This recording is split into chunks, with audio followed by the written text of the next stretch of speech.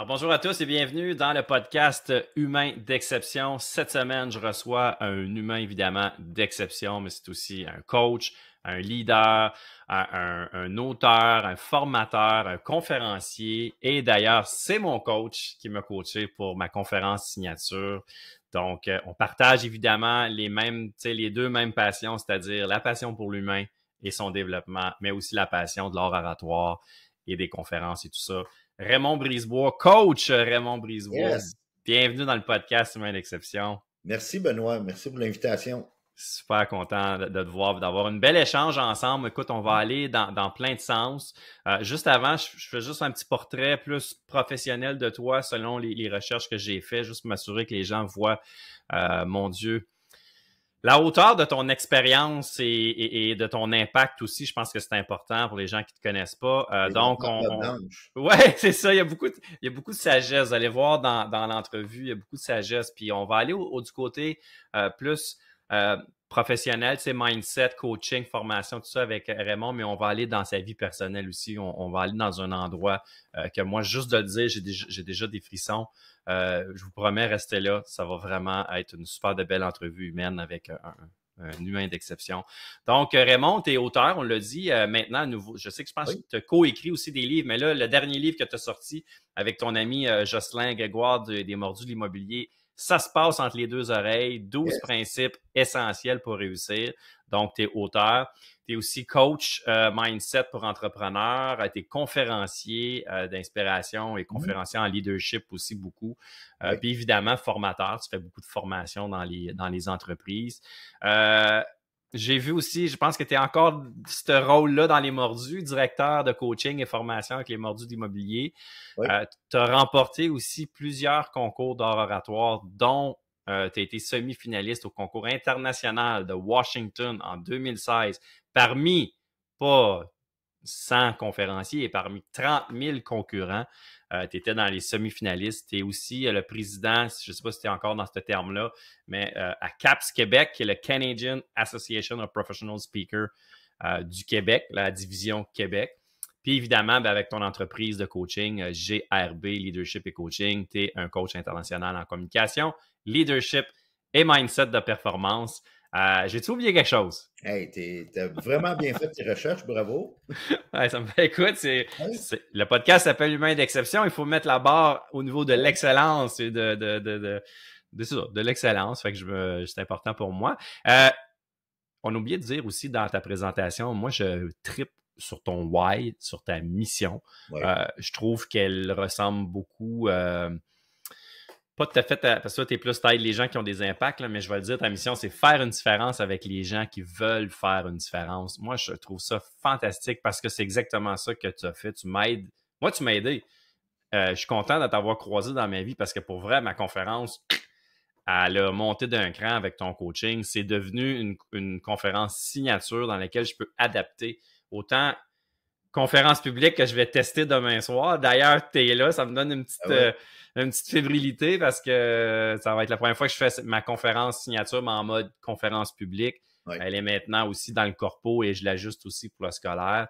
Puis je peux dire que j'ai très hâte pour une raison bien simple. Tu as parlé de mon why et voir des gens sur le stage, c'est comme si tu me demandais qu'est-ce que tu aimes mieux voir, les gens que tu as coachés sur le stage ou toi être sur le stage. Être sur le stage. Et je ne saurais pas quoi répondre parce que j'aime les deux. C'est que ça nourrit mon why. J'aime me multiplier.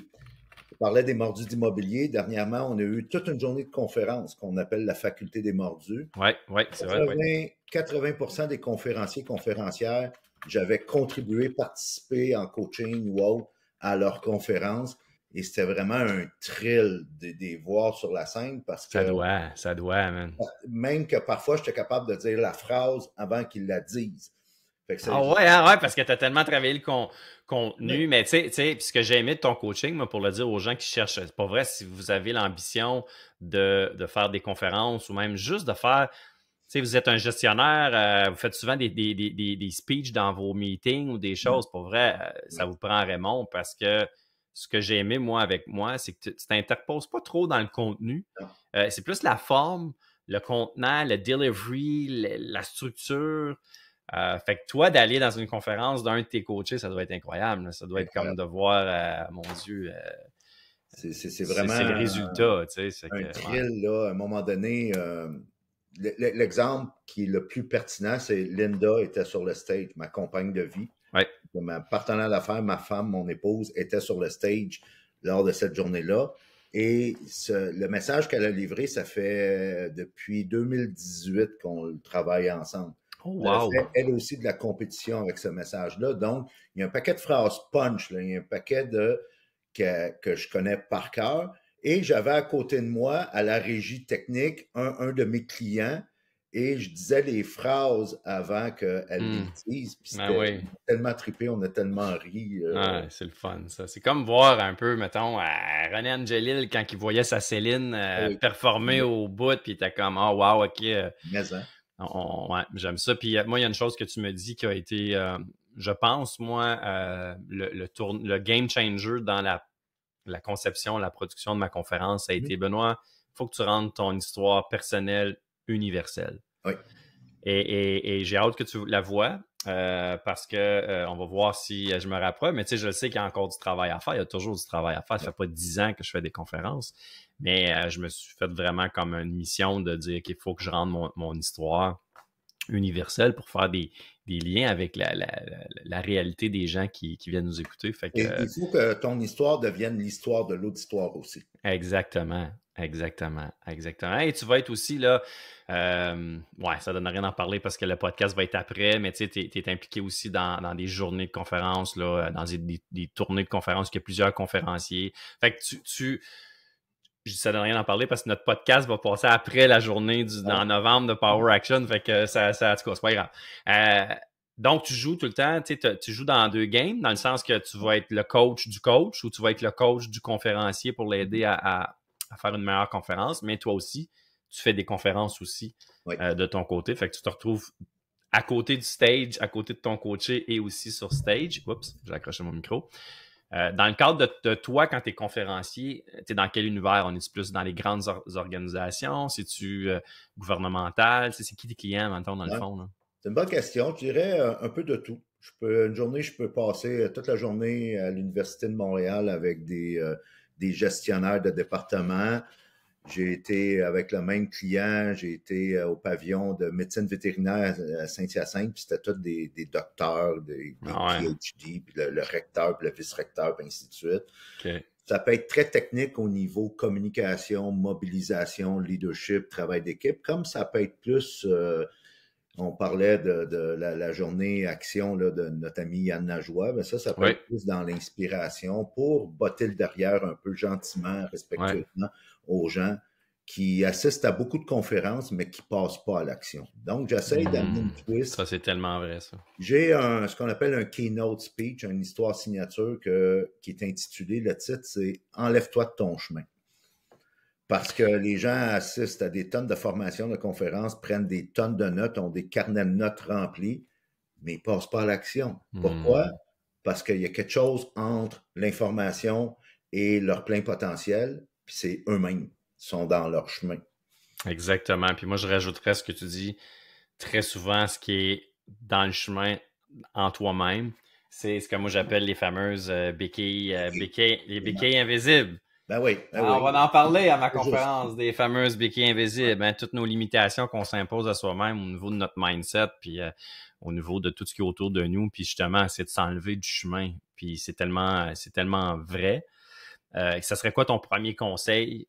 Je sais que, bon, c'est large, mais ça serait quoi ton premier conseil pour une personne qui dit « Ah, m'enlever de mon chemin, c'est vrai que je suis peut-être celui qui me nuit le plus, mais ça veut dire quoi t'enlever de ton chemin? » Puis c'est quoi le premier conseil que tu donnerais à quelqu'un qui veut s'enlever de son chemin pour son potentiel? Répondre à ta question, un petit préambule, j'utilise maintenant depuis quelques mois l'anecdote du docteur James P. Gills.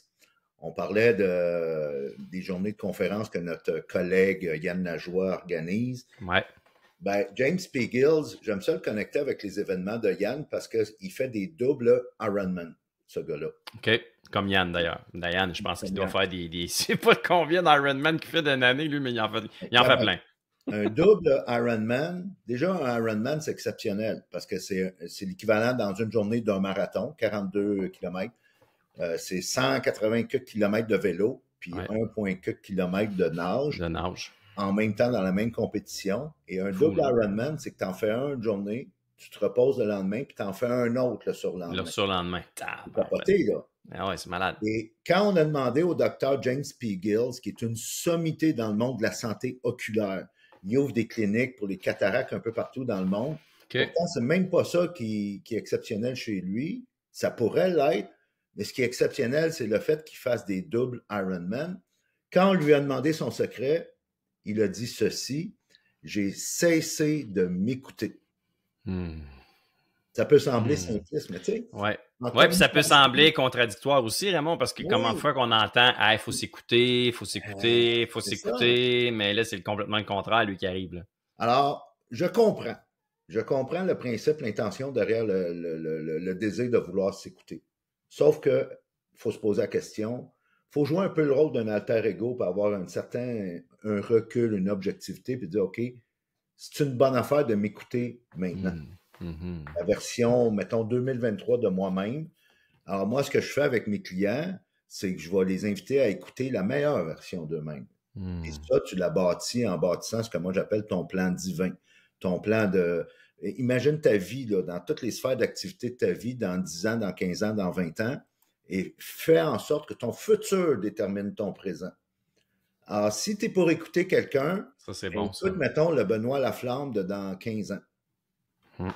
Parce que ça, c'est un c'est dur de faire ça, Raymond. Moi, tu me l'as fait faire, cet exercice-là, puis tu me faisais, gars, Benoît, fais-toi une vision de, tu sais, si tu t'écrivais un message quand tu as 65 ans, je pense, ou quelque chose comme ça, qu'est-ce que tu as envie de dire, puis tout ça. Hey, c'est tough!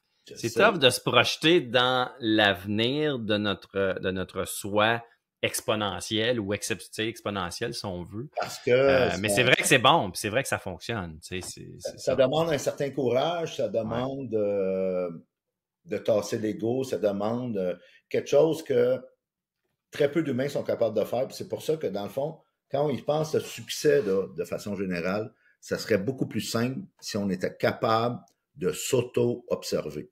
Ouais, tellement. Tu parlais de mon livre tantôt quand tu m'as présenté. Ouais, ça se passe entre les deux oreilles. Tout dernièrement au Salon du livre de Rimouski. Passé là tout le week-end. À plusieurs moments dans le week-end, j'étais à ma petite table là, haute là, à signer des livres. Moi, dire, bien humblement, je n'ai pas signé tant que ça. Pourquoi? Voici ce que j'ai réalisé. 80% des livres dans ce salon-là, puis c'était plein de monde, là. Un succès comme événement. 80% des livres, c'est des romans. C'est des livres pour s'évader. Puis rien contre ça, là. L'humain a le droit de vouloir s'évader. Sauf que quand les gens passaient à côté de mon livre puis qu'ils voyaient ça se passe entre les deux oreilles, ils redéposaient le livre avec un genre de... Ils se raidissaient, là. C'est parce que ça ne leur tente pas de travailler sur eux. Ah, c'est ça. Ça ne leur tente pas de travailler sur eux, puis ça ne leur tente pas non plus d'aller être honnête et transparent avec eux-mêmes, puis de se poser des vraies questions. Puis moi, je le dis, ça a été mon cas jusqu'en 2017, jusqu'à temps qu'il y ait un événement déclencheur. Je voulais pas aller là parce que je savais que si je me posais les vraies questions, j'avais déjà les réponses, mais j'avais peur des réponses. Parce que les réponses, quand elles sont vraiment sincères, vont te pousser à prendre des décisions difficiles, vont nécessiter beaucoup plus de courage. Puis c'est ça que les gens font comme non, je veux pas aller là. Mais c'est tellement ça qu'ils devraient faire. C'est quand tu as peur tu le sais, quand tu as peur de quelque chose, c'est justement, il faut que tu ailles là parce qu'il y a des réponses de l'autre côté. La croissance réside dans tes inconforts. Ah, tout le temps. Tout le temps. Puis j'aime ça parce que tu es un gars qui challenge beaucoup des principes. Tu sais, souvent, on a eu des discussions ensemble sur les valeurs, on a eu des discussions sur des grands principes qui ont été dits, puis tu as toujours une façon de challenger ça pour aller plus loin, toujours avec respect. Puis ça, c'est une chose, je vais te le dire, je sais pas si je te l'ai déjà dit, mais moi, c'est quelque chose que j'apprécie beaucoup chez toi. De toujours challenger pour nous pousser, mais en même temps, toujours avec un certain respect. Parce qu'il y en a des gens qui vont challenger pour challenger, puis c'est un peu un manque de respect dans ça, puis c'est juste pour se faire valoir, mais toi, c'est complètement le contraire. Toi, c'est vraiment de dire, hey, moi, je vais te faire réfléchir un petit peu plus, Benoît, sur ce que tu viens de dire. Ça paraît dans ton coaching, ça paraît dans tes vidéos, ça paraît dans tout, ça paraît même dans tes publications. Si vous ne suivez pas encore Coach Raymond, là, allez le suivre sur Facebook. Maudit qu'à chaque fois que je vois de publication, je suis comme le tabarouette. Il me fait réfléchir, le maudit. Fait que bravo pour ça. Puis j'allais te demander quelque chose, puis ça m'est parti de la tête. C'est ça un podcast, des fois, on part dans 50 000 endroits. Écoute, ça va me revenir tantôt, c'est sûr. J'aimerais que, maintenant qu'on connaît un petit peu plus le coach, le conférencier, l'auteur et tout ça, moi, je veux qu'on parle à l'humain. Ça s'appelle Humain d'exception, pas pour rien. Puis, je l'ai dit en introduction, il y a un événement qui est arrivé dans ta vie. Honnêtement, j'ai pas de mots vraiment pour le dire comme faut, ce mot-là. Fait que c'est quand même un événement qui a été, tu sais, quand ça arrive à un parent, tu as perdu ta fille. Donc, c'est troublant, c'est triste, c'est la mort, je m'excuse de le dire comme ça, je sais que toi, tu as eu un grand processus par rapport à ça, puis je veux qu'on en parle parce que tu as tellement de résilience à travers ça que je me dis, my God, il faut que Raymond vienne parler de ça. Moi, j'ai 2 filles, puis à chaque fois que tu me parles de cette histoire-là, ça me chamboule, mais en même temps, après ça, je fais comme, wow, quel parcours cet homme-là a fait pour lui-même, pour les gens autour de lui, puis quel exemple de résilience que tu es aussi. Fait que j'aimerais ça que tu nous parles de cet événement-là, Raymond, puis qu'on puisse échanger à travers ce récit-là. Ben, cette histoire-là, je ne l'ai pas choisie, évidemment. Quand vous allez l'entendre, vous allez comprendre que je ne l'ai pas choisie. Sauf que je suis convaincu maintenant qu'elle m'a choisi, cette histoire-là, pour une raison. Moi, j'ai été élevé dans la quasi-perfection et j'ai acheté ça, ce concept-là, parce qu'à un moment donné, tu veux plaire à tes parents. Moi, dans mon cas, c'était mon père. Je voulais y plaire et tout devait être parfait. Fait que si j'avais 93% dans un examen de mathématiques, c'est comment ça se fait, t'as pas eu 100? Là, je me poussais le cul pour... fait que moi, c'était tout le temps la perfection. J'allais pelleter le driveway et il fallait pas qu'il y ait une graine de neige Le driveway était sur l'asphalte. Si tu étais mon voisin, tu pensais qu'il était chauffé, le driveway. Ah ouais. Fallait que ça soit parfait, là. Et au début du processus, tu le fais pour plaire à ton père, une certaine dépendance à l'approbation. Sauf qu'après ça, quand tu deviens adulte et que tu voles de tes propres ailes, c'est une étiquette que j'ai décidé de garder. C'était mon choix. Conscient ou inconscient, c'était mon choix. Puis j'ai réalisé avec le temps que la perfection me gardait pauvre trop longtemps parce que j'attendais tout le temps le moment idéal pour lancer ma business. Il est venu un temps dans ma vie d'adulte. J'ai 60 ans aujourd'hui au moment où on tourne ce podcast. Et pendant les 45-50 premières années de ma vie, là, c'était vraiment, j'attendais le moment parfait pour tout faire. Tout fallait que ce soit les détails, les astres alignés. Quand c'était le temps de lancer ma business, je ne pouvais pas parce que ça me prenait tant d'argent, ça me prenait un site web, ça me prenait ci, ça me prenait ça. Et l'événement dont tu fais référence, le 4 juillet 2012, ma fille Marianne, qui à l'époque, à ce moment-là, a 16 ans, ben, elle pique un petit shortcut à Sainte-Thérèse sur le bord de la voie ferrée pour aller rejoindre une gang d'amis et elle se fait frapper par un tronc. C'est arrivé à 20h et le samedi suivant, le 7 juillet, à 11h42, à l'hôpital Sacré-Cœur, vraiment aux soins intensifs, traumatologie, sa petite main dans la mienne, ben, elle a rendu son dernier souffle. C'était ma seule fille, ma seule princesse. Il me reste un gars qui aujourd'hui a 36 ans, Marc-Antoine. Puis, évidemment, j'ai pas besoin de vous dire que c'est un drame humain. J'ai pas besoin de vous dire que c'est une tragédie familiale. On voit ça dans les journaux, là, dans les premières pages, habituellement, dans les médias, puis on se dit, je sais pas comment ils font. Ouais. Quand t'es dedans, ben t'es dedans. Et ce qui ajoute, c'est pour ça que je dis l'histoire me choisit et non l'inverse. Ce qui ajoute au drame, c'est que Marianne et moi, on se parlait plus. Divorcé de sa mère, une petite toffe comme son père, deux égaux là, qui me choquaient.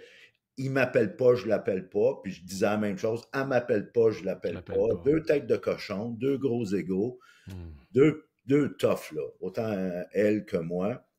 Et c'est Linda, ma femme, mon épouse actuelle, ma partenaire actuelle, qu'on est ensemble depuis 2010.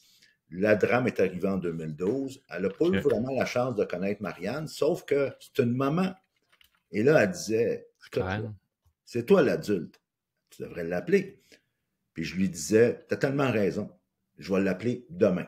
Ah, Tu connais ça, hein? Demain, la journée la plus... c'est Là, le demain, là. demain se change en la semaine prochaine, le mois prochain, l'année prochaine.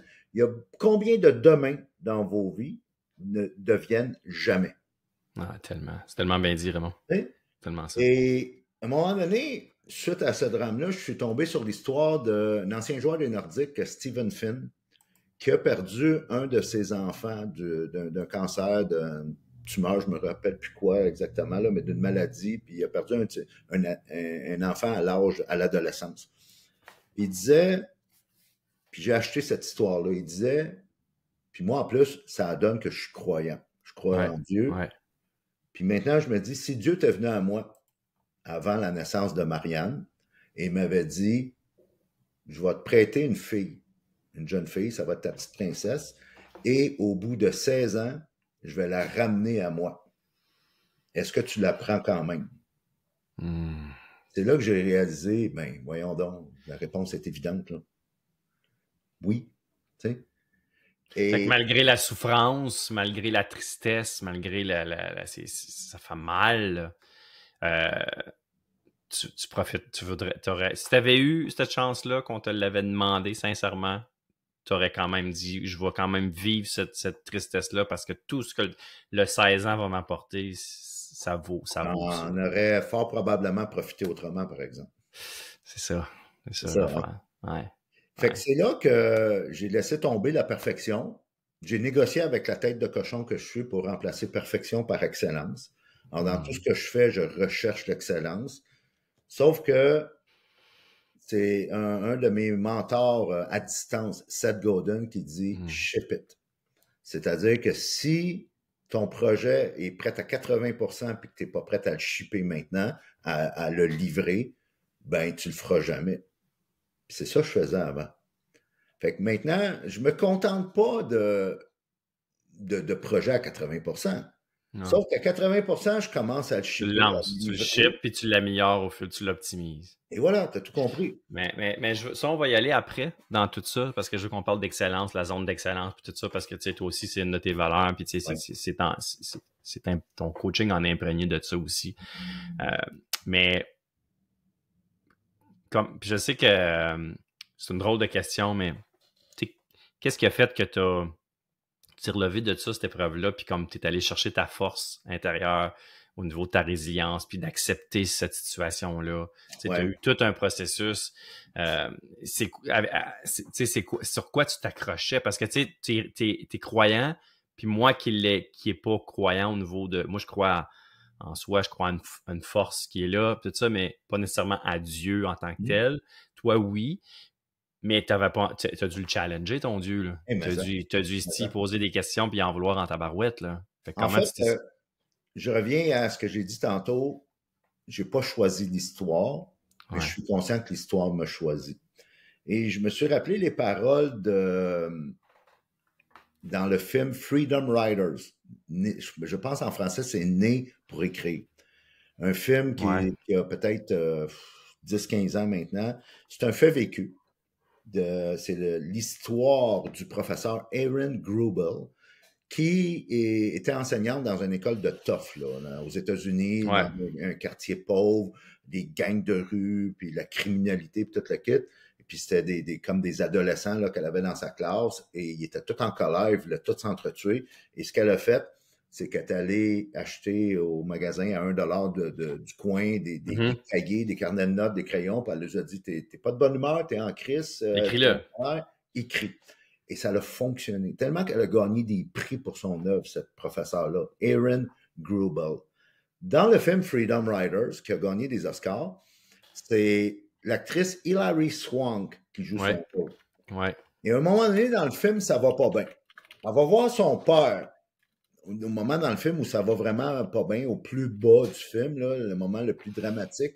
Et son père, qui est un directeur d'école à la retraite, lui dit « You have been blessed with a burden. » Tu as été béni d'un fardeau. Comment j'ai découvert ça? C'est que... Tu me dis ça une couple de reprises dans notre coaching. Tu as été béni d'un fardeau en parlant de moi, de mon handicap physique. Ouais. Fait que toi, c'était un peu ça que tu es allé chercher aussi, de ce fardeau-là d'avoir perdu ta fille est devenu un peu une bénédiction pour la suite de ta vie, dans le fond. C'est ça C'est ça que ça. tu dis. Et comment je l'ai testé, ça, c'est qu'au funérailles de Marianne, qui est à peu près une semaine après le drame, le pasteur qui organise la funéraille sait que je suis conférencier. Alors, il m'offre la possibilité pendant la cérémonie, la funéraille, tu Mhm. peux-tu faire un petit, je te donnerai 10 minutes. Moi, je dis jamais non à une opportunité de stage, sauf que je ne sais pas comment ça va sortir. Mais Alors, là, tu penses à une opportunité de stage quand c'est au funérailles de ta fille. C'est, c'est inconscient, là. J'ai pas réfléchi. C'était comme Non, la non, je sais, mais première. tu sais, quand tu l'as d'ancré, hein, tu l'as Ouais. en dedans, là, c'est comme, wow. Sauf que je n'étais pas sûr, là, Mais encore. non, j'imagine, Colin, t'as Alors, j'ai l'émotion accepté là-dedans. l'invitation du pasteur, je me suis dit, comment je peux utiliser cette occasion-là si dramatique pour en faire quelque chose de peut-être De beau, positif. Je ne sais pas trop. Puis rendre hommage en même temps à Marianne, moi. tout à fait, Tu tout sais, à fait. j'avais tout ce qu'il fallait pour y rendre hommage. Là. Ouais, Parce que ouais, Marianne, ouais. c'était une petite fille intense qui avait un désir de justice. Puis quand un professeur favorisait quelqu'un d'autre au détriment de quelqu'un d'autre, elle ne Elle savait se pas comment le levait. faire, mais elle voulait pitcher une chaise au professeur. La police est venue souvent. Puis elle était tellement intense que moi, je voulais utiliser ça, virer ça positif. Ouais, ouais, Alors, ouais. ce que j'ai fait, c'est que j'ai écrit mon discours mot à mot. OK. Vraiment, juste au cas, je l'ai tout scripté, j'ai Ouais. imprimé 2 copies et j'ai donné une copie à quelqu'un qui venait assister à la funéraille, qui est aussi conférencier, qui est capable de parler devant des gens. J'ai dit, juste au cas Hmm, que je choque, que je suis pas capable, que ça ne sort pas, je comprends. peux-tu venir prendre ma place et lire le discours à ma place? Finalement, voici ce que j'ai réalisé, que justement, j'avais été béni d'un fardeau. Hmm. Que ce drame-là était l'histoire qui peut aider des gens à arrêter de remettre à demain, à Tellement. arrêter de faire en sorte que demain est ta journée la plus occupée, d'arrêter de prendre demain pour acquis, puis de réaliser que demain, c'est juste une promesse. Hmm, j'aime tellement ça. Puis c'était le Alors, titre de. C'était pas le titre même de ta conférence que tu as gagné des prix ou voilà, Tomorrow, tu sais, c'était en anglais, là, ta conférence, Tomorrow. c'est C'est ça. ça, Fait hein? qu'à ce moment-là, je suis Wow. membre de l'organisation Toastmasters, puis dans Toastmasters, on a l'occasion de faire de la compétition une fois par année. Ouais. Pour ceux que ça le tente, là, tu sais, puis c'est jugé. Puis en anglais, même, tu peux aller jusqu'à l'international. Alors, en 2014, je me suis essayé en français avec cette histoire-là. Le titre, c'était Aujourd'hui et le demain d'hier. Hmm. J'ai gagné. Et le plus loin que je peux aller, c'est mon district, c'est-à-dire toute la province du Québec puis l'Est de l'Ontario. Wow. En 2015, je coachais quelqu'un. Et en 2016, j'ai dit, je retourne sur scène, mais cette fois-ci en anglais. Je me suis payé un coach pour adapter, parce que tu ne traduis pas un discours en français en anglais, tu l'adaptes, c'est pas la Mhm, même mhm. game, là. Non, c'est pas la même chose, ouais. Alors, on l'a adapté, puis j'ai gagné. J'ai gagné mon district, Québec-Ontario, et je suis allé en semi-finale à Washington avec Bravo. la même histoire, cette fois-ci adaptée en anglais. D'ailleurs, les deux occasions se trouvent sur ma chaîne YouTube. Fait que c'est comme ça pour Allez rentrer voir ça, moi je l'ai question vu, puis c'est un très bon speech, là. que j'ai réussi à passer, pas passer à travers le deuil, parce que j'ai réalisé que le deuil, il n'y a pas de fin à un deuil. C'est quelque chose qui te suit tout le C'est temps.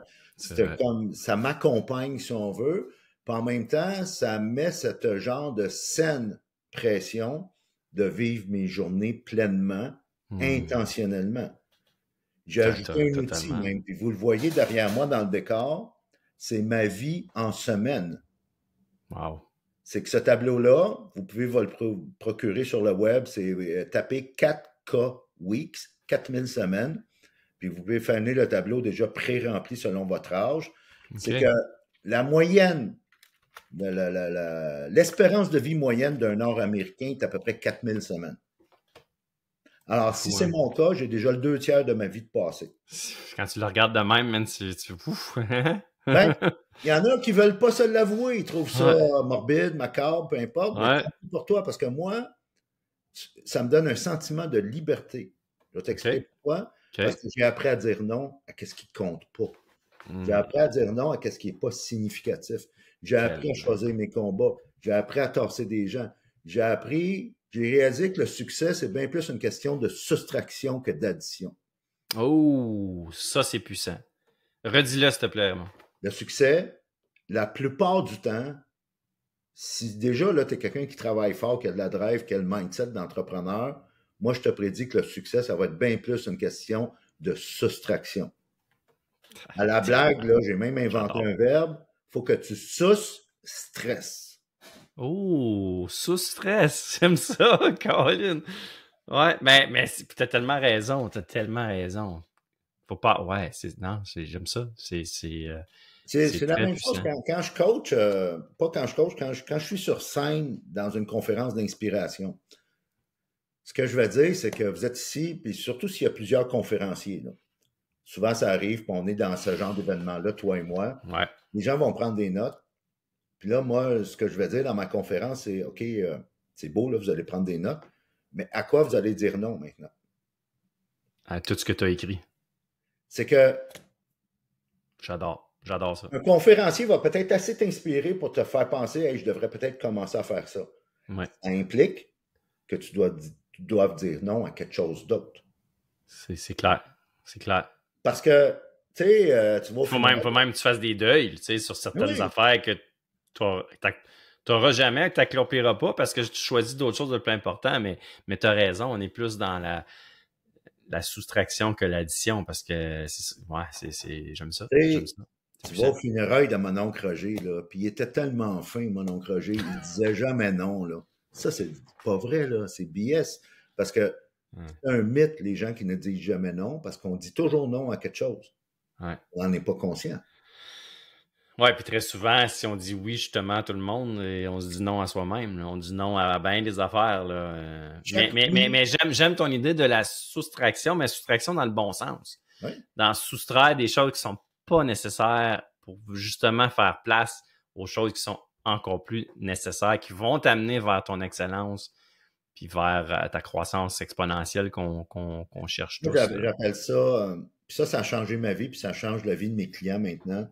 C'est mon ami qui est maintenant décédé depuis quelques semaines, Chris Ford, qui a été un général, brigadier général dans l'armée canadienne. Il a passé toute sa carrière militaire dans l'armée canadienne. Il a fait le Kosovo, il est allé en Bosnie, il s'est promené partout à l'international.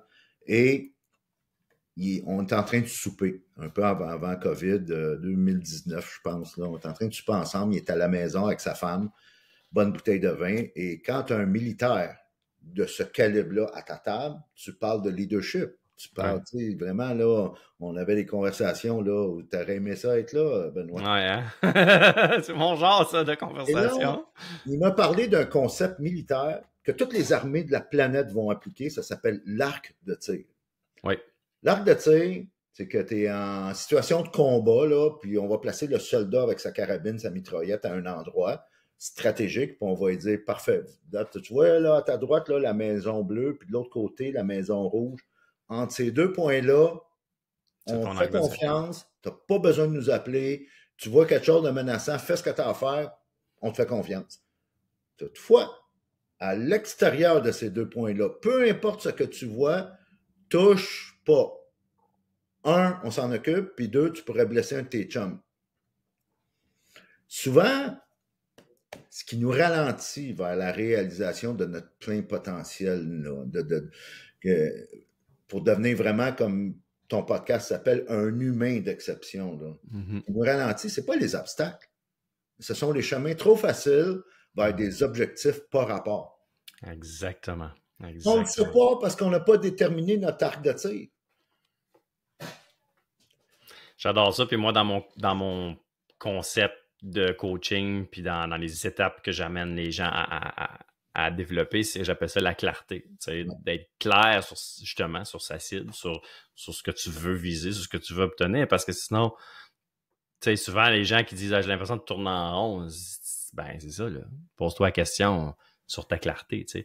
Fait que j'aime l'arc de tir parce que pour moi, c'est un peu un symbole de définir clairement ce que tu veux. Fait que j'aime ça, l'arc de tir, je trouve ça intéressant. Puis tu as un concept aussi que tu as dit à un moment donné dans des coachings avec moi, puis que sur le coup, j'étais comme je suis pas sûr, mais après ça, j'ai un peu plus compris ce que tu voulais dire. On parle tous et toutes de la fameuse zone de confort. de sortir il faut sortir de sa zone de confort pour se mettre dans l'inconfort un peu parce que c'est quand c'est un peu plus difficile qu'on évolue, puis on est d'accord. Juste que toi, tu as une belle façon de le dire, de dire non, il faut plus élargir sa zone de confort. Ouais, parle-nous de ça un peu. Ben, j'ai lu à un moment donné sur un concept scientifique là, que dans le fond, c'est dans la physiologie. On appelle ça l'homéostasie. C'est que ton corps, de façon naturelle, physiologiquement, comme là, on est chacun dans notre maison, dans nos bureaux, si tu sors dehors, puis soudainement, il fait -20, ton corps, il y a des mécanismes de défense, il va vouloir se protéger. Alors, je te dis pas que tu vas ne jamais sortir de ta zone de confort. Exemple, tu t'en vas au dépanneur, puis il y a quelqu'un qui est en train de faire un hold-up. Ouais. Clairement, tu vas sortir de ta zone de confort. Non, c'est clair, on est d'accord. Sauf que tu vas vouloir y retourner.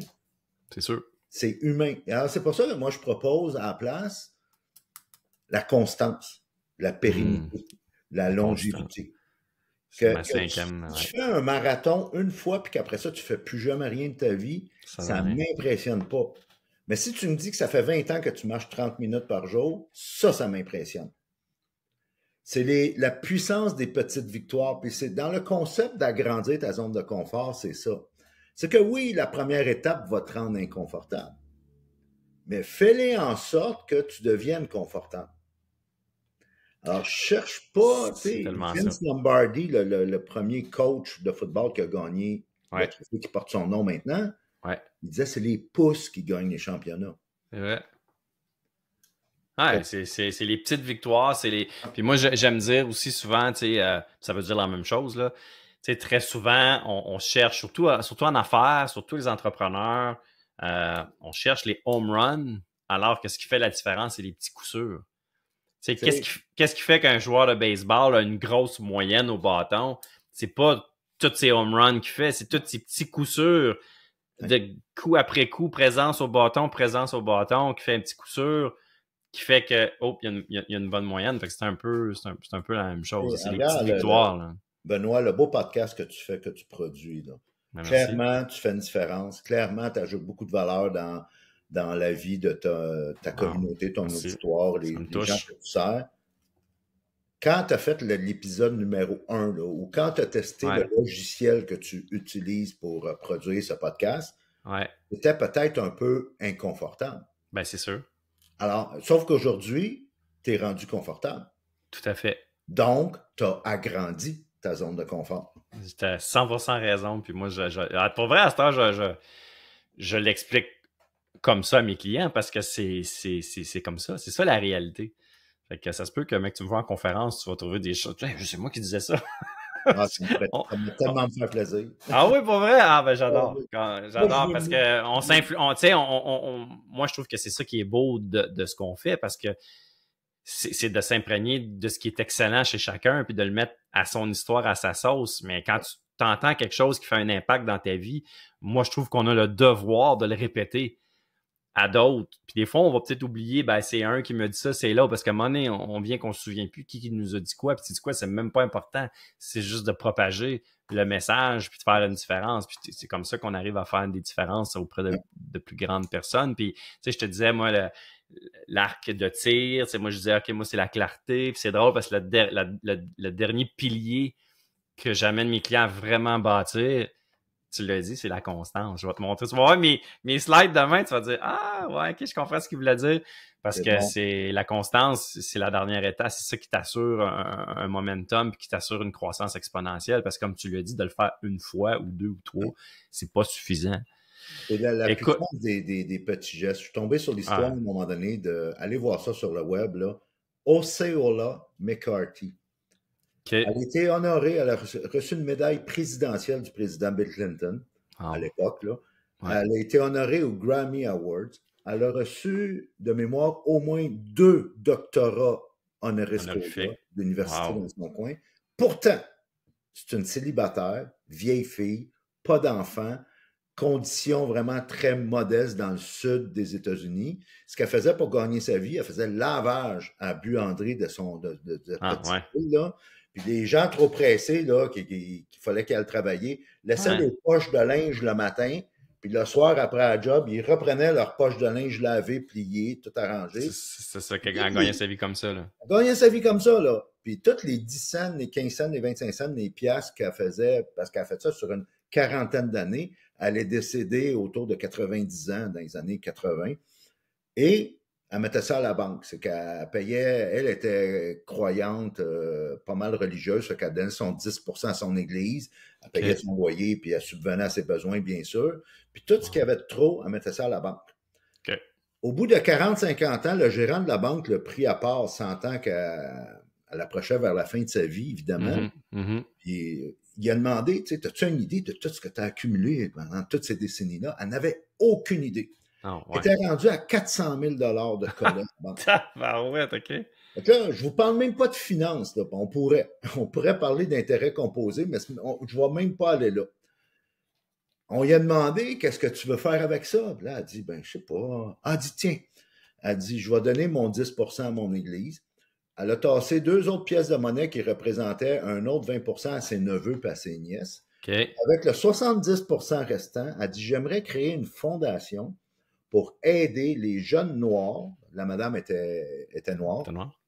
Les jeunes noirs qui ont du potentiel, qui ont des rêves, mais qui n'ont pas les moyens de le réaliser. Wow. À ce moment-là, l'Université Sud Mississippi a reçu le plus gros don individuel de son histoire, quelque chose comme 275 000 Ted Turner, à l'époque, qui a été le fondateur de CNN puis le propriétaire des Braves d'Atlanta au baseball, a vu ça. Ouais. Dit, voyons donc, si elle a fait ça, moi, je vais donner 1 million. Ça a créé un effet. Un effet boule de neige. Wow. Quand tu y penses, là, le succès, le leadership, c'est souvent des petits gestes qui sont, la plupart du temps, faciles à faire. Et parce qu'ils sont faciles à faire, sont aussi faciles à ne pas faire. Tu sais, je reviens sur l'histoire de ma fille. Honnêtement, là, ça ne prend pas un doctorat, un PhD ou quoi que ce soit, des habiletés particulières pour prendre le téléphone, puis l'appeler, puis demander de ses nouvelles. Puis on a tous dans nos familles un être cher, un proche, un ami, un ex-collègue qui a peut-être été malade ou que ça fait longtemps qu'on n'a pas eu de nouvelles. Facile à faire, facile à pas faire. À ne pas faire. C'est plein de sagesse, Ramon, ce que tu dis là, puis t'es pile dessus parce que ça touche tout le monde, puis tout le monde a quelqu'un dans son entourage que, justement, les petits gestes. Mais aussi, ça s'applique aussi dans ton développement personnel, dans ton entreprise, il y a plein de petits gestes faciles à faire qui peuvent faire une petite différence maintenant pour une plus grande différence plus tard, mais qui sont aussi très faciles à ne pas faire, à procrastiner, à mettre ça de côté, puis on se lève la tête après, puis on est comme Caroline. Ouais, ça a passé si vite. Écoute, j'ai une question. Ouais. J'ai une question pour toi. Tu as un peu répondu tantôt, mais peut-être de le clarifier. Dans tout ce qui t'est arrivé, autant personnel, dans toutes tes expériences professionnelles, c'est quoi la plus belle, la plus grande leçon de vie que tu as obtenue et que tu pourrais partager? Bonne question. Il y en a plusieurs. Moi, je dirais, c'est vraiment que chaque journée est ta vie en miniature. J'ai fait l'erreur trop longtemps. C'est vrai. De ne vivre que pour les vendredis. Ah ouais. Fièrement, je disais, thank God it's Friday. Ah ouais, t'en parles dans une couple de publications là-dessus. Quand avec le recul, j'analyse ça, c'était bien con. Ouais. Tu sais, je le dis avec amour, là, puis avec des autodérisions, là, c'est comme... Ouais. Tu sais, la vie, c'est pas juste le vendredi. C'est pour ça, maintenant, que j'appelle mon Facebook Live hebdomadaire, Dieu merci, c'est lundi. Ouais. Vraiment pour j'adore le thème parce que tu vas chercher deux thèmes là-dedans, qui est justement ce que tu viens de dire hey, Colin, c'est le fun le lundi, puis aussi t'emmènes un peu avec Dieu, le mot Dieu, un peu de religion, puis tout ça qui fait partie de toi aussi. Si tu avais à choisir, je sais que c'est pas il y en a plein de mots qui vont venir à l'esprit, mais si tu avais à choisir un mot qui te définit, c'est lequel? Pertinent. Oh! C'est la première fois que je l'entends, celle-là. Ben, c'est... Pertinence. C'est un mot que stratégiquement j'ai choisi dernièrement quand j'ai réévalué mes valeurs fondamentales. OK. J'ai gardé encore, je me limite à 4 parce que je veux les vivre. Tout Alors, si tu as plus que 4 valeurs, ça vient diluer sur ceux que tu as déjà. C'est lesquels tes 4? Tu veux nous les partager? Excellence. Oui, comme moi. Intégrité. Puis quand je dis intégrité, c'est pas nécessairement si tu échappes 20$, je vais le ramasser pour dire hey Benoît, t'as échappé 20$. Ouais. Nécessairement, oui, c'est en partie c'est ça, mais intégrité, quand tu vas chercher la racine latine du mot, ça veut dire faire un dans son entièreté. Alors, si tu regardes mon stylo ici, il est intègre. Parce qu'il est entier. Tous ces morceaux, toutes ces pièces sont là. Sont là. À la limite, si mettons que tu exploites seulement 50% de ton potentiel, avec beaucoup d'amour et de respect, je vais te dire que tu n'es pas intègre. Parce que la vraie définition, le vrai sens profond du mot intégrité, c'est d'être entier. C'est le premier qui m'explique la valeur de l'intégrité de cette façon-là. Puis je trouve ça pile dans le mille. J'aime beaucoup ça. Puis là, j'imagine que la quatrième maintenant, c'est la pertinence. Pertinence et cohérence. Cohérence, ouais. Parce que cohérence, dans le fond, là, cette valeur-là m'a été inspirée par de la frustration, si on veut. Mais j'essaie de virer ça en positif, c'est que c'est quelque chose qui manque énormément dans le monde d'aujourd'hui, c'est de la cohérence. Tellement.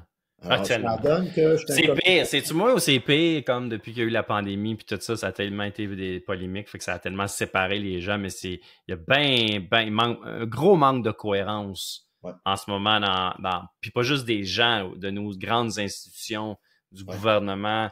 T'as raison. Parlons de cohérence. Je ne veux pas les défendre, là, les gouvernements, les institutions, les organisations, sauf qu'on a ce qu'on mérite. À quelque part.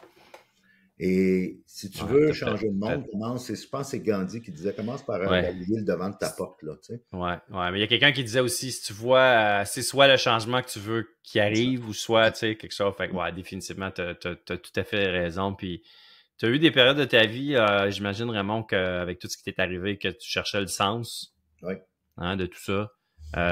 Aujourd'hui, c'est autant de ton côté personnel que professionnel. Ça paraît que tu es un gars qui a du sens dans ce qu'il fait. Tout ça. C'est quoi? Qu'est-ce qui donne du sens dans ta vie en ce moment? Pouvoir aider d'autres gens. Pouvoir me multiplier. Pouvoir voir, faire une différence. Aider des gens qui veulent aider des gens. Ouais. C'est ce que je tu le portes tellement bien parce que c'est exactement ce que tu fais. Juste dans l'événement dans lequel on est tous les deux, là, qui va avoir déjà eu lieu quand on va publier le podcast, mais tu es un des conférenciers, mais juste quand tu es arrivé, je sais pas si ça faisait partie de ton mandat ou si c'était là-dedans, mais d'arriver dans le groupe de discussion de tous les conférenciers, puis moi, je vous challenge sur votre mot de bienvenue que le maître de cérémonie va dire, puis pensez à challenger votre auditoire avant même que vous arriviez sur scène, c'est ça, là. C'est ça, toi, là. Toi, tu nous pousses à pouvoir avoir un plus grand impact auprès des gens. Fait que toi, tu fais une différence auprès de nous, puis nous, on a une différence auprès des autres. C'est exponentiel, ton affaire, là. Humblement, c'est ce que j'essaie de faire. Ouais, puis t'es très humble aussi pour te connaître, t'avoir côtoyé aussi en tant que client, mais on était allé aussi tu m'avais invité dans une journée de conférence, fait que j'ai pu te connaître un petit peu plus personnellement, puis l'humilité, c'est quelque chose qui est présent chez toi, puis c'est une belle valeur aussi, même si c'est pas dans ton top 4, c'est dans toi anyway, puis qu'est-ce que tu fais à tous les jours ou le plus souvent possible pour te maintenir dans ce que moi j'appelle la zone d'excellence? La zone de génie, d'être sur ton X, d'être dans ton élément. Qu'est-ce que tu fais à tous les jours pour te le rappeler ou te garder dans cette zone-là? Je revise. C'est sûr que j'ai le privilège d'enseigner ce que je veux vivre. Donc, j'ai comme cet avantage-là, comment dire, En anglais, ils disent unfair. Là. Ouais. Cet avantage-là qui n'est pas fair, qui est comme injuste, là, c'est que. Ouais, mais en même temps, c'est un choix. Tu sais, genre, t'aurais pu Ouais, faire d'autres choses dans la vie. Tu sais, moi, tout, c'est la même chose. En tant que des coachs, des accompagnateurs, des formateurs, des conférenciers, on vit ce qu'on dit, là. Tu sais, je veux dire, sinon, on serait des imposteurs ou on serait des. Tu sais, fait que c'est vrai qu'on a ce privilège-là, tu as raison. Mais en même temps, oui, c'est un privilège, mais c'est un privilège qu'on a choisi. Puis on a dû faire beaucoup de sacrifices, oui. beaucoup d'efforts, beaucoup de courage pour se rendre là. Fait que c'est tout à ton honneur. Je fais aussi, pour répondre à ta question, j'écris beaucoup et à la main. Oui. Parce que ça me donne de la clarté. Donc, j'ai plein de cahiers de notes, de Ouais. journal Moi aussi, je intime, suis de pareil. mon journal de gratitude. Un mot que dans le tout dernier livre qu'on vient de publier, qui j'ai pas recensé, mais ça doit être le mot qui revient le plus souvent, c'est le mot intentionnel. Et c'est ce que j'essaye maintenant d'appliquer dans ma vie, c'est que tout ce que je fais, je le fais avec intention. C'est pour ça que 8h30, moi, le soir, 20h30, je ferme les écrans, je ferme tout, je me rentre dans un mode c'est comme la dernière heure, si on veut, plus ou moins, de ma journée, puis j'essaie qu'elle soit intentionnelle. C'est pas nécessairement une performance, sauf que c'en est une, dans le fond, quand tu y penses, parce que c'est intentionnel, c'est stratégique, c'est choisi. Ouais. Je vais rentrer dans une petite période d'écriture dans mon journal, gratitude, affirmation, leçon, comment ça a été, puis ça me donne énormément de clarté. J'ai bien des défauts. On en a tous. On pourrait vous aider à les énumérer. Ouais. Si j'avais à choisir une qualité, ben c'est la clarté. Ouais, puis j'imagine que ça t'aide aussi dans ta. Tu sais, pas juste. Ouais. Tu t'aides les gens à avoir plus de clarté dans leur business, mais ça doit t'aider dans ta vie personnelle aussi, à toi-même avoir plus de clarté où tu t'en vas avec tout ça. Puis j'aime beaucoup ça. C'est riche de valeur, cette entrevue-là, Raymond. Merci pour ça. Puis écoute, une question que je pose à tous mes invités. Le podcast s'appelle Humain d'exception. Donc, j'aimerais que tu me dises, dans tes mots à toi, c'est quoi pour toi un humain d'exception? C'est quelqu'un qui, je dirais, a trouvé ce pourquoi il se lève le matin. C'est comme ça que tu vas pouvoir exprimer ton exception, dans le fond. C'est que c'est Mark Twain qui disait les 2 journées les plus significatives de ta vie sont, bien évidemment, la journée de ta naissance. Et la deuxième journée la plus significative, c'est la journée où tu découvres ce pourquoi tu es né. Écoute, je suis obligé de te dire que je vais rajouter ça parce que dans ma conférence, parce que c'est vraiment très bon, parce que je parle de ma naissance, comme tu le sais, puis je parle du moment où j'ai réalisé justement ça, pourquoi que j'étais là. Peux-tu me répéter, c'est qui que c'est Mark Twain? Je l'avais déjà entendu, j'ai déjà entendu ça, mais je savais pas qui l'avait dit. Ouais. Les 2 journées les plus importantes. Les plus significatives de ta vie. La naissance et la journée où tu découvres finalement, on pourrait ajouter, ça pourquoi tu es né. C'est exactement ça. Puis toi, tu l'as trouvé, évidemment. À quel moment que tu l'as pris ben trop de temps. Ah ouais? Tu sais, on est longtemps sur le pilote automatique. Tellement. Ça n'a pas de sens, pour vrai. Je pense que c'est... Honnêtement, moi, c'est ça qui est mon plus gros constat, prise de conscience, après que je suis de l'autre bord, que je me suis ramené, moi, à mon excellence à moi. Tu sais, souvent, les gens ont une humain d'exception. C'est drôle, hein, parce que des fois, j'invite des gens dans mon podcast qui sont comme... Ben, c'est parce que moi, je suis pas une humain d'exception. Là. J'ai rien fait d'exceptionnel. Moi non plus. Je fais juste faire des speeches, des conférences, puis j'aide du monde en coaching. Je suis pas un chirurgien cardiaque qui sauve des vies. Là. On se calme. Mais c'est ça, être une humain d'exception. C'est d'aller à sa rencontre à soi-même, puis de se faire sortir notre exception, ce qui est le plus beau, le plus bon chez nous, puis en faire profiter les autres. Mais quand t'es de ce côté-là, il a fallu qu'il y ait un passage dans une zone sombre, une zone plate là, pour être capable d'en prendre conscience. Tu sais, mon année de naissance, moi, c'est 1963. Et en 1963, ce qui a marqué cette année-là, c'est Martin Luther King qui a fait son fameux I Have a Dream. C'est significatif pour moi. J'aime en parler dans mes discours. Ouais, c'est vrai. Et Martin Luther King avait un mentor, le docteur Howard Thurman. Et ce que Howard Thurman disait, c'est ne te demande pas ce que le monde a besoin. Demande-toi plutôt ce qui te fait vibrer, ce qui te rend vivant, parce que ce que le monde a besoin, c'est de gens qui ont trouvé ce qui les rend vivants. Nos parents nous ont tellement enseigné, en tout cas les miens, va-t'en dans tel domaine, ça va être payant, ils ont besoin de ci, ils ont besoin de ça, ils ont besoin d'infirmières. Tellement vrai, tellement vrai. Puis là, même quand tu pars ta business, tu te demandes ce que le monde a besoin. J'entends ça encore par des On entend ça cet été en coaching marketing. Puis... Demande-toi pas ce que le monde a besoin. Demande-toi ce qui te rend vivant. Ce qui te réveille la nuit pour les bonnes raisons. Parce que les gens ont besoin de s'entourer de personnes qui incarnent ça. C'est ça que tu dis. Ça veut dire que les gens ont besoin d'avoir des gens qui savent... Répète-le. Répète-le comme il faut. Ne te demande pas ce que le monde a besoin. Demande-toi plutôt ce qui te rend vivant. Parce que ce que le monde a besoin, c'est justement des gens qui ont trouvé ce qui les rend vivants. C'est ça, ils ont trouvé ce qui les rend vivants. Wow! C'est le processus. Là, wow! Aux paroles de Mark Twain. La deuxième journée la plus significative de ta vie, c'est la journée où tu découvres enfin ce pourquoi tu es né.